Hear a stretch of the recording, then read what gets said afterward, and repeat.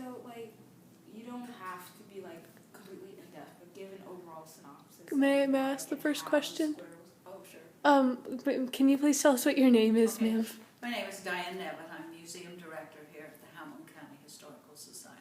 Thank you. All right, thank you. Oh, okay. Can you give us an overall synopsis of why and how the square was created? You don't have to be accurate, just give us an overview. Well, William Connor and Josiah Polk were the owners of the land, and it was about 1923 that they planted Noblesville. In other words, they, measured and cordoned things off, and they donated this square to the county because they wanted Hamilton County to be the county seat. And can I get that? Sure. telephone, please? I've got a gal that's wanting a. I like her. She's very hello. What does that say? No, next to you. What does that say? No, next to you. On the bench. 1890 church, donated by the first Presbyterian Church. Oh. Thank you.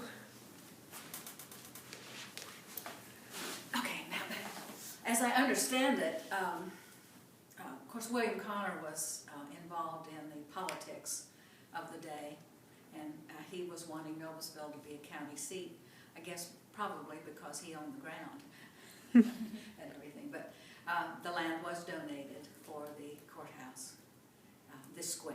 Okay. Oh, really? Okay, then.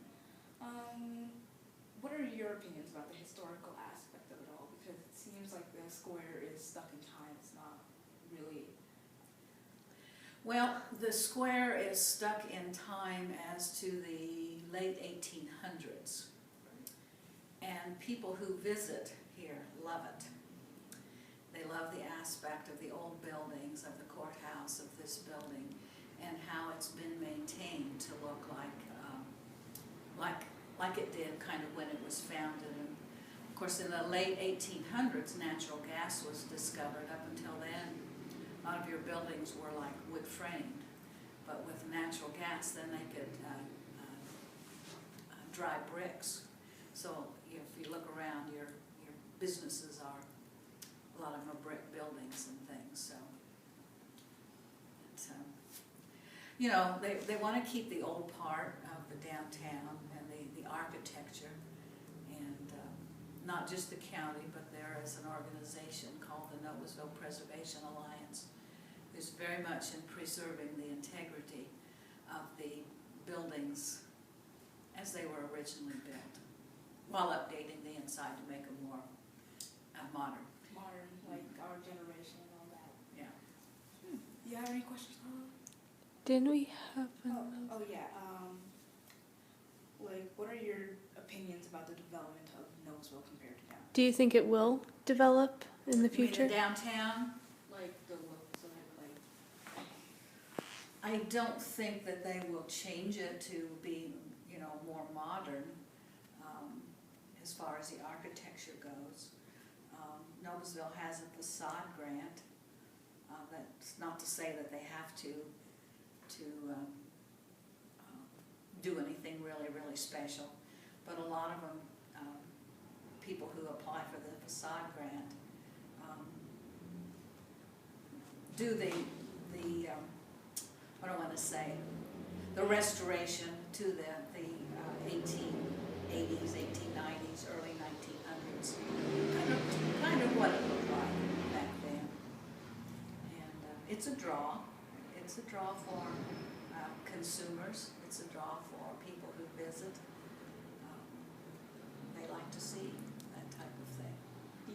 Do you agree with embracing the historical aspect, or? Well, yes, that's my business, the historical aspect. And a lot of people say if you don't know where you've been, how do you know where you're going?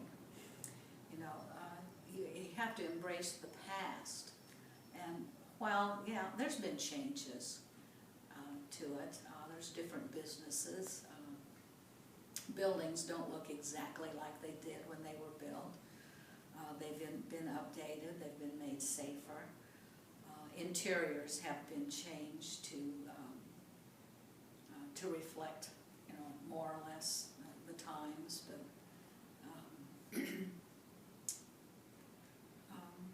but they don't go for real modern architecture here in Noblesville. Okay. I think that's the majority of my questions, Carla. I asked mine. All right. Yes. So I guess. There is things that will be happening, and I don't know exactly. I'm pretty sure that Noblesville Parks has bought a parcel of land just on the other side of White River where they're going to make I don't want to call it a pocket park. Their pocket parks are like, a little bitty area in a part of town where they make like a playground or a picnic area, but they're going to make perhaps like a little amphitheater for outdoor plays or summer concerts. It's not far from downtown, so it's within walking distance.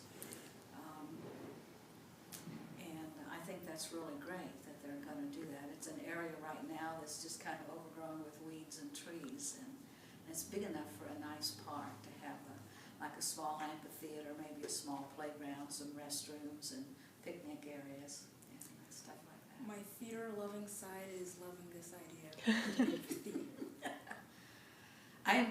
I've been told that it's really going to happen. I haven't seen it advertised or written about in the paper, but it will be a park. And I think it will be like a Noblesville park, not a county park, but a Noblesville park. Very close to downtown.